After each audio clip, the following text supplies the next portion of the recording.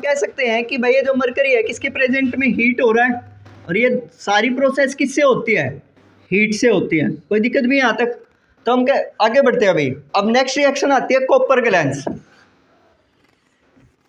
Low reactive में अगला कौन सा होता है?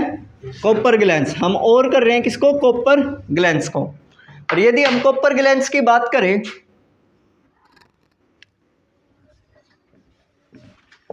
कॉपर ग्लैंस, कॉपर ग्लैंस होता क्या है? तो हम बोल सकते हैं Cu2S। कोई दिक्कत भी यहाँ तक? Copper sulphide. अब इसको हमें कैसे एक्सट्रैक्ट करेंगे? हम करते क्या है, Cu2S कॉपर सल्फाइड को रिएक्ट करा देते हैं हीट के साथ। मतलब प्रेजेंस ऑफ एयर में, प्रेजेंस ऑफ एयर हम क्या कर देते हैं, हीट कर देते हैं। तो होगा क्या, जो कॉपर है वो क्या बन जाएगा, कॉपर ऑक्साइड प्लस SO2। तो ये अकेला तो है नहीं, इसका मतलब है किसकी स्टेट में है, इम्प्योर स्टेट में होगा। ठीक है, तो इम्प्योर स्टेट में होने के कारण हम क्या लिखेंगे, कॉपर ऑक्साइड दोबारा उठा लेंगे और उसको दोबारा रिएक्ट करा देंगे सल्फर डाइऑक्साइड के साथ। तो होगा क्या, दोबारा हीट करने पे तो कॉपर तो अलग हो जाएगा, प्लस क्या बच गया, सल्फर डाइऑक्साइड। तो जो कॉपर हो गया वो हमें किस स्टेट में मिल गया, प्योर स्टेट में मिल गया। तो ये जो रिएक्शन थी हमारी किसकी होगी, कॉपर ग्लैंस की। कोई दिक्कत भी यहाँ तक? चलो भाई अब आगे बढ़ते हैं। मीडियम, भाई ये इंपॉर्टेंट है, इसके अंदर दो ही हैं, कैल्सिनेशन और रोस्टिंग। अब भाई इसको ना समझने का तरीका देखो भाई, करते कैसे हैं।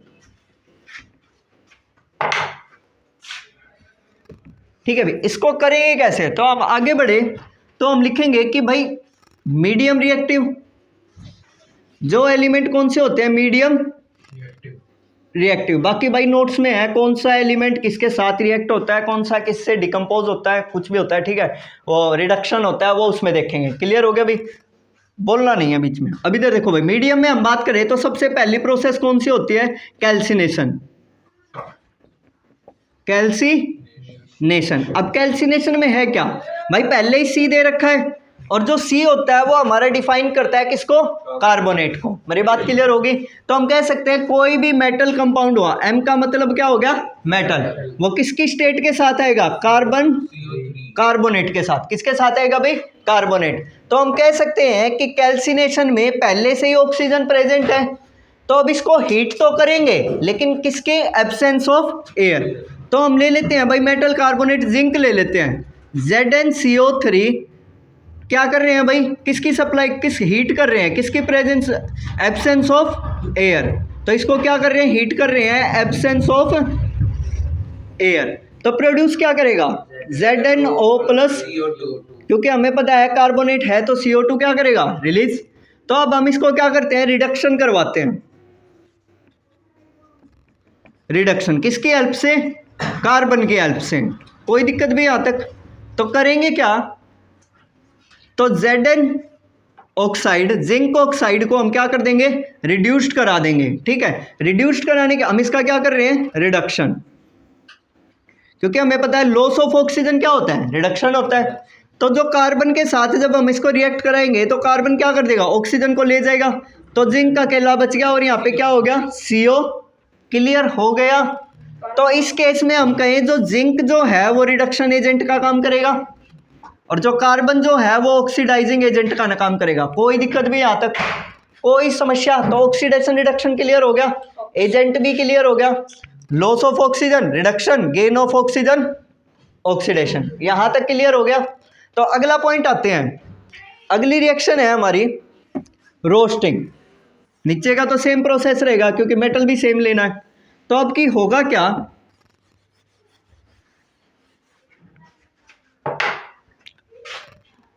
सेकंड प्रोसेस हम क्या लेते हैं अभी, रोस्टिंग। रोस्टिंग में होता क्या है कि भाई वही मेटल होता है, किसके साथ, अब की बारी सल्फर, वो मेटल सल्फाइड आएगा। कोई दिक्कत भी आता है, किसके साथ आएगा, मेटल सल्फाइड। तो हम क्या लिखते हैं, ZnS रिएक्ट करता है किसके साथ, एब्सेंस ऑफ एयर, किसके साथ, ये अब की क्या करें, देखो भाई यहाँ पे ऑक्सीजन नहीं है तो हम रोस्टिंग में क्या करेंगे, प्रेजेंस ऑफ एयर करेंगे। मतलब किसकी प्रेजेंस ला रहे हैं, एयर की, मतलब ऑक्सीजन को क्या कर रहे हैं, ऐड कर रहे हैं। तो हम लिखेंगे प्रेजेंस ऑफ एयर, किसकी प्रेजेंस में, एयर में। तो हम किन्हें किसकी सप्लाई कर दी, ऑक्सीजन की। तो ZnO प्लस SO2, भाई सेम प्रोसेस, नीचे चलने वाली है, ZnO को उठाओ और इसको क्या कर दो, रिड्यूस कर दो। क्लियर हो गया, यहां तक कोई समस्या नहीं, होनी भी नहीं चाहिए, धनराज को तो बिल्कुल नहीं होनी चाहिए। अब देखो भाई नेक्स्ट, अब इसका ना मेन पर्पज होता है क्या, एक बारी रोड मैप के जरिए बता देता हूं इसमें एक्चुअली में है क्या। देखो भाई लिख लेना रोड मैप, ये याद रखना भाई, बड़ा क्लियर है। तो हम क्या करते हैं कि भाई दो रोस्टिंग वो मीडियम रिएक्टिव लेते हैं, मॉडरेट रिएक्टिव मेटल होते हैं। तो उसमें हमें दो ही मिलते हैं, पहला कौन सा होता है, मेटल कार्बोनेट, ठीक है, जो हमारा क्या कहलाता है, कैल्सिनेशन, इसको हम क्या करते हैं, हीट करते हैं, क्या करते हैं अभी, हीट करते हैं एब्सेंस ऑफ एयर, किसके एब्सेंस में, एयर के एब्सेंस में। और ये जो कंपाउंड बनाएगा उसको हम क्या करेंगे, रिडक्शन करेंगे, क्या करेंगे भाई, रिडक्शन। क्लियर हो गया भाई, किसकी हेल्प से, कार्बन की हेल्प से। कोई दिक्कत भी यहाँ तक। अब सेम यहाँ पे होगा कि भाई दूसरी प्रोसेस क्या होगी, यहाँ पे क्या होगा, मेटल सल्फाइड मिलेगा, क्या मिलेगा, मेटल सल्फाइड। उसको हम क्या करेंगे, रोस्टिंग करेंगे, और रोस्टिंग करेंगे लेकिन हीट तो करेंगे, लेकिन एब्सेंस वो प्रेजेंस ऑफ एयर, किसकी प्रेजेंस में, एयर के प्रेजेंस में। लेकिन ये भी क्या होगा, रिडक्शन होगा, किसके साथ, कार्बन के साथ। क्लियर होगी भाई, रिडक्शन कर रहे हैं किससे, कार्बन से। तो हम कह सकते हैं जो हमें कंपाउंड मिलेगा वो हमें क्या मिलेगा, प्योर मेटल मिलेगा। किस स्टेट में मिलेगा, प्योर मेटल। क्लियर होगा, और प्लस में क्या बनाएगा, कार्बन मोनोऑक्साइड। क्लियर होगा भाई, CO रिलीज कर देगा। यहां तक कोई दिक्कत, दोनों में रिडक्शन प्रोसेस क्या रहेगी, सेम रहेगी, कोई दिक्कत। चलो भाई अब आगे बढ़ते हैं, और लगभग अब आ जाता है भाई कौन सा,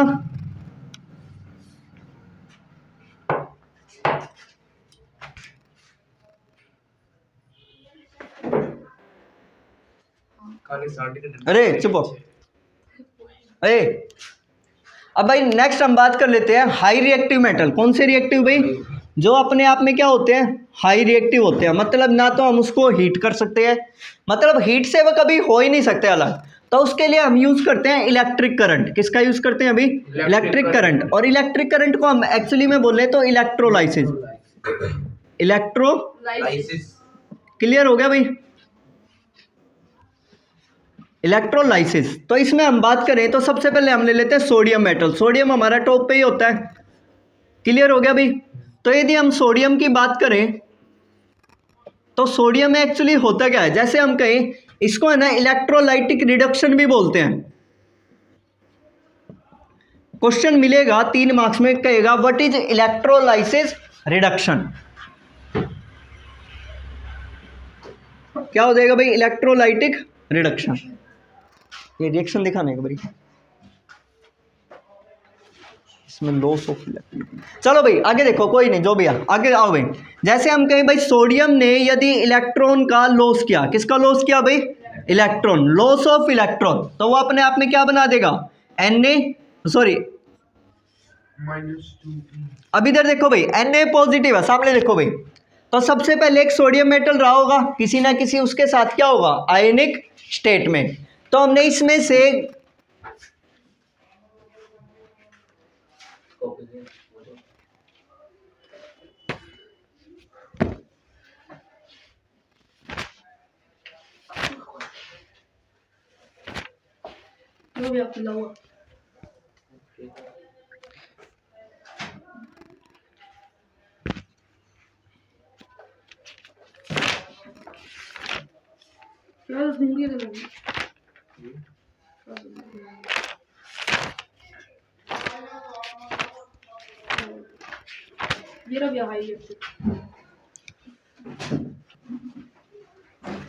अब इधर देखो भाई, इलेक्ट्रोलाइटिक रिएक्शन में होता क्या है भाई, सबसे पहले हम लेते हैं NaCl। कोई भी मान के चलो ये क्या है, एक आयोनिक कंपाउंड है NaCl। इसको हमने क्या कराना है, इलेक्ट्रोलाइसिस। तो हम इलेक्ट्रिक करंट को क्या करा देंगे, पास करा देंगे। तो होगा क्या, sodium metal plus chlorine gas. तो ये हमारे कुछ रिएक्शन होगी। तो हमें पता है Na अपने आप में है, तो ये टूटेगा तो आयोनिक स्टेट में टूटेगा। तो हम बोल सकते हैं जो आयोनिक पार्ट है, तो हमारी दो रोड बनती है, एक तो कैथोड और दूसरी क्या होती है, एनोड।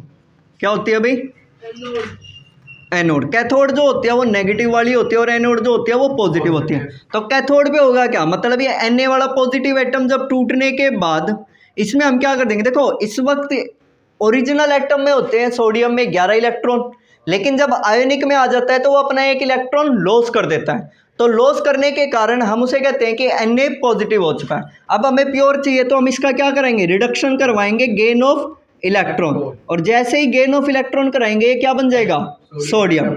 इसी तरह क्लोरीन में भी हम क्या करा रहे हैं, रिडक्शन कराएंगे, सिंगल क्लोरीन।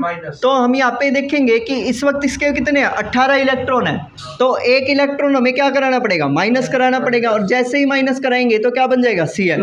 और यहाँ पे Cl2 है तो 2 इलेक्ट्रॉन यहाँ कर देते हैं और 2 यहाँ कर देते हैं, और ये क्या होगा, Cl2। तो ये हम कह सकते हैं प्रोसेस क्या होगी, इलेक्ट्रोलाइटिक रिडक्शन। बड़े सिंपल में बात करें तो कोई सॉल्यूशन है, उसके अंदर ये 2 प्लेट होगी, ठीक है, इसको हम कैथोड के साथ जोड़ देते हैं और इस वाली प्लेट को किससे जोड़ देते हैं, एनोड के साथ, पॉजिटिव के साथ। तो हम कह सकते हैं ये कैथोड है और ये एनोड है। तो इसको जब हम जैसे एक, और इसके अंदर सॉल्यूशन में क्या है, NaCl, जैसे इसको ब्रेक करेंगे तो पॉजिटिव वाला पार्ट जो होगा इससे इलेक्ट्रॉन लेके गेन कर लेगा इलेक्ट्रॉन को, तो क्या बना देगा, Na पॉजिटिव, और Cl वाला ऑलरेडी नेगेटिव है तो ये जो एनोड है इसका एक इलेक्ट्रॉन खोस लेगा। क्लियर हो गया, और खोसते ही ये क्या बन जाएगा, Cl। तो हमें Cl अलग मिल गया और Na अलग मिल गया, कोई दिक्कत भी यहाँ तक। तो हम कह सकते हैं ये प्रोसेस हमारी क्या कहलाती है, इलेक्ट्रोलाइटिक रिडक्शन, और जो पेपर में जरूर आती है भाई, इंपॉर्टेंट टॉपिक है बिल्कुल।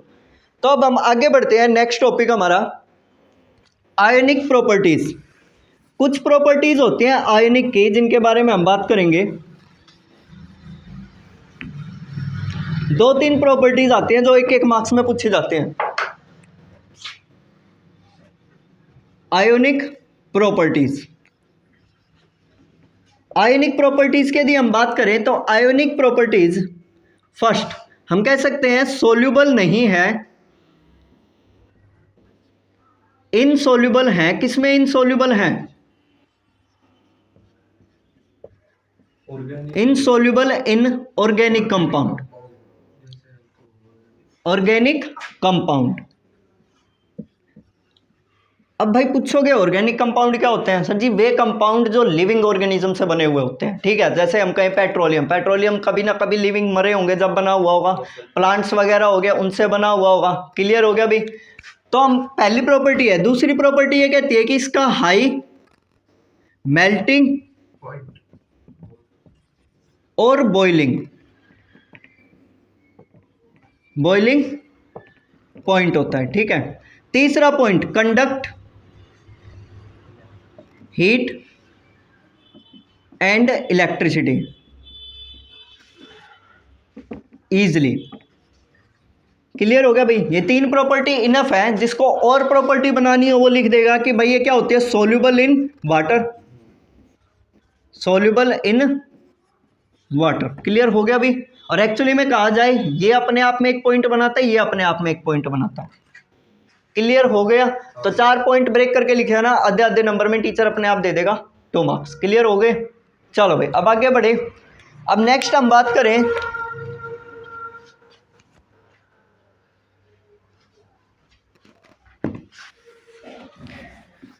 वो थर्माइट रिएक्शन। नेक्स्ट रिएक्शन कौन सी होगी, थर्माइट। अब थर्माइट की हम बात करें तो जिसको हम थर्माइट वेल्डिंग के नाम से भी जानते हैं, थर्माइट। क्लियर हो गया भाई। थर्माइट रिएक्शन होता है क्या, यदि हम किसी एम्फोटेरिक ऑक्साइड में Al2O3 यदि किसी Fe2O3 में एल्यूमिनियम को डाल दे, किसको डाल दे भाई, एल्यूमिनियम को, कोई दिक्कत भी यहाँ तक। तो हम कह सकते हैं वो फेरस ऑक्साइड में यदि हम डाल दे एल्यूमिनियम को तो ये प्रोड्यूस कर देता है, क्योंकि एल्यूमिनियम हाईली रिएक्टिव है किससे, आयरन से। तो ये डिस्प्लेस कर देगा किसको, ऑक्सीजन को। तो जो आयरन बन जाएगा वो सिंगल स्टेट में आ जाएगा, और जो ऑक्सीजन होगा Al2O3, और इसको हम बोलते हैं एम्फोटेरिक ऑक्साइड,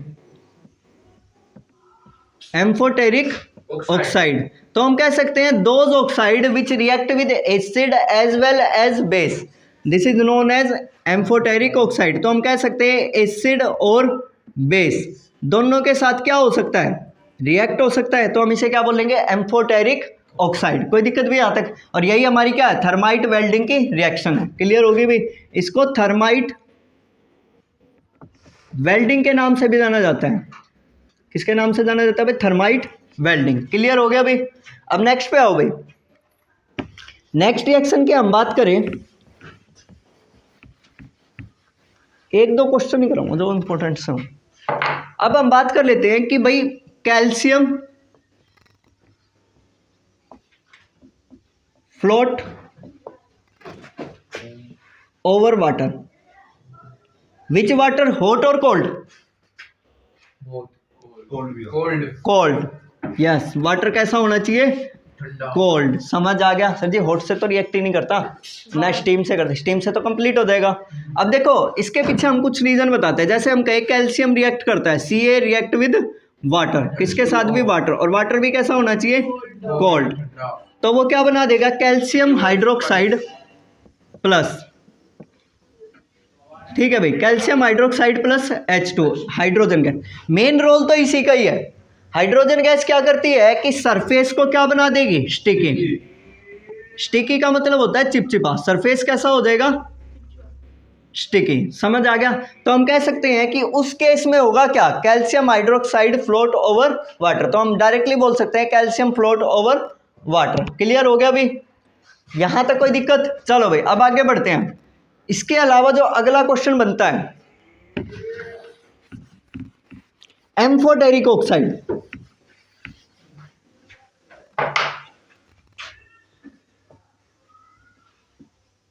एम्फोटेरिक ऑक्साइड, तो हम कह सकते हैं those metal oxide like Al2O3, और यही इसका एग्जांपल है। मेरी बात क्लियर होगी। यदि कहते हैं ना एम्फोटेरिक ऑक्साइड का बताओ, तो इसका एग्जांपल एग्जैक्ट यही होगा। मेरी बात क्लियर होगी, और कुछ मत लिख के आना। तो amphoteric oxide, those metal oxide react with acid as well as base, क्या कहलाएगा, एम्फोटेरिक ऑक्साइड। तो इसकी रिएक्शन लिखें तो हम क्या लिखेंगे, Al2O3 रिएक्ट कर रहा है NaOH के साथ। क्लियर हो गया भाई। तो क्या फॉर्म कर देगा भाई, NaOH, बेस हो गया भाई। तो हम कहेंगे कि बनेगा क्या, तो भाई Na और Al में हम लिख सकते हैं Al NaO2 प्लस H2, कोई दिक्कत भी यहाँ तक, H2O एंड वाटर। क्लियर हो गया भाई।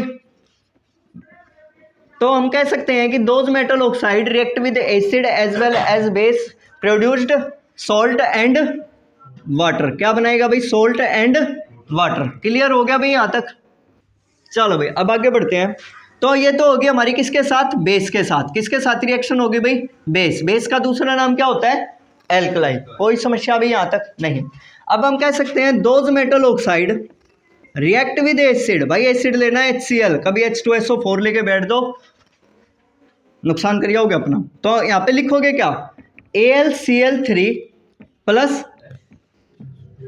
मेरी बात क्लियर होगी। तो ये हमारा क्या हो गया, ये हो गया भाई एसिड। तो हम कह सकते हैं कि भाई ये मेटल ऑक्साइड बेस से भी कर रहा है और एसिड पे भी, तो हम इसको क्या बोल सकते हैं, एम्फोटेरिक ऑक्साइड। कोई दिक्कत नहीं यहाँ तक। चलो भाई अब आगे बढ़े।